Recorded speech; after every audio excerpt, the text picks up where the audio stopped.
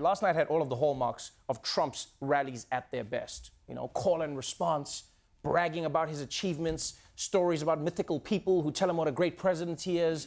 But then he changed gears. And he zeroed in on the story that's been dominating the news all week.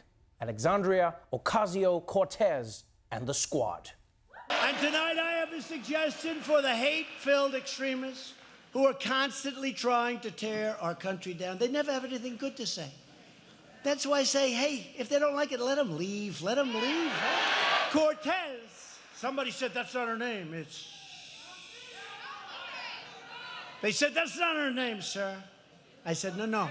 I don't have time to go with 3 different names. We'll call her Cortez. Too much time, takes too much time. My man, you just told us you literally had nothing to do. I have more time than anyone in the... I got nothing to do. Can you say this congresswoman's full name? Whoa, I don't have time for this. You think these crazy tweets write themselves? And I guess maybe Trump didn't have time to say her name because he wanted to leave more time for the crowd to boo all of the members of the squad. Although something tells me there's one member of the squad Trump supporters aren't really familiar with. When you see the 4 congresswomen, oh, isn't that lovely? Representative Ilhan Omar. Representative Rashida Tlaib. Representative Alexandria Ocasio-Cortez. Representative Ayanna Pressley.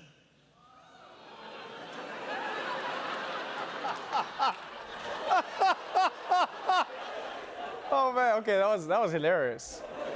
Because they clearly don't know who Ayanna Pressley is.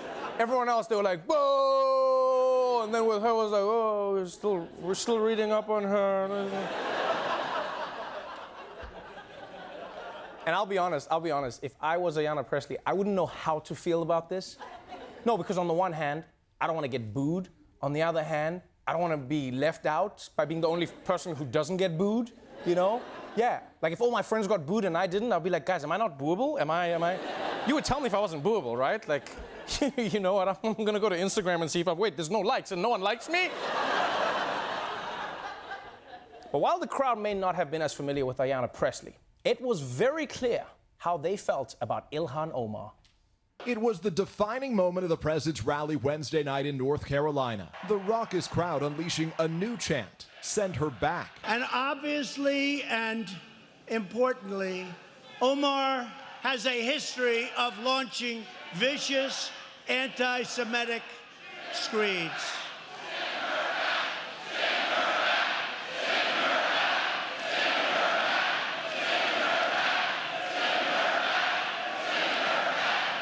Wow. Send her back. A U.S. citizen, send her back. Yeah, it almost makes you miss the innocent days when all Trump's crowd wanted to do was imprison a woman without trial. You know, lock her up, because that was horrible, but at least Hillary would get to stay in the country, you know? And you know, there have been several disturbing moments in the Trump presidency, but for some reason, this one moment felt extra disturbing. It's the same way I felt when Ted Cruz grew a beard. Like I didn't think it could get any worse, but here we are.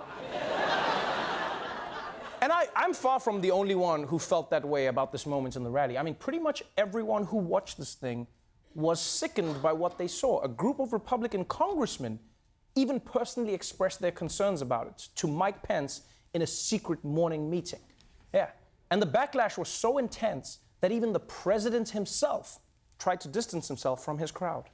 When your supporters last night were chanting, "Send her back," why didn't you stop them? Why didn't you ask them to stop saying that? Well, number one, I think I did. I started speaking very quickly. It really was a loud... I disagree with it, by the way, but it was quite a chant, and I felt a little bit badly about it, but I will say this, I did, and I started speaking very quickly, but it started up rather fast, as you probably noticed. I was not happy when I heard that chant.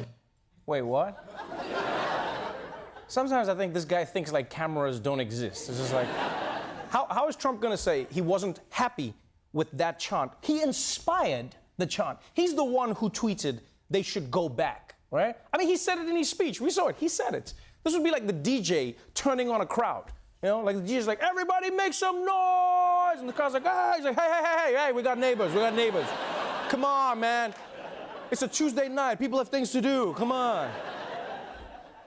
And like, I don't know what's worse. I don't know what's a worse lie. Trump saying that he didn't like the chants, or that he quickly stopped the crowd from chanting. He said that I quickly stopped them. He didn't stop anything. He was basking in that moment like an iguana soaking up racist sun. Like, come on. Like, he let that chant go on for so long, Usain Bolt could have won a gold medal in that time.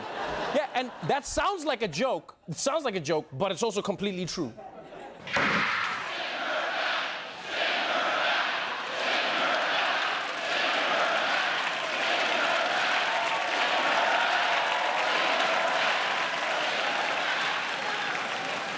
'She talked about the evil Israel. You see that? Everyone crossed the line before Trump stopped the chants. And look, man, here's the thing, like, we've seen this before from Trump. If you remember, he's done this. He gets his supporters worked up, he pretends to be shocked, and then it becomes one of his greatest hits when he's on the road. He did the exact same thing with Lock Her Up. Exact same thing. Came out, they shouted, lock her up, and then when they asked him, he was like, I can't believe it. I don't like it. I don't want Hillary to go to jail. And then like a few months later, he was like, So we know what's gonna happen. We know where this is gonna go. This is gonna become a thing. And to all those Republicans who felt uncomfortable by what they saw at this rally, maybe instead of complaining about it to Mike Pence in a little meeting, you should step up and do something. Like, what I'm trying to say is, grow some balls, grow some balls, grow some balls.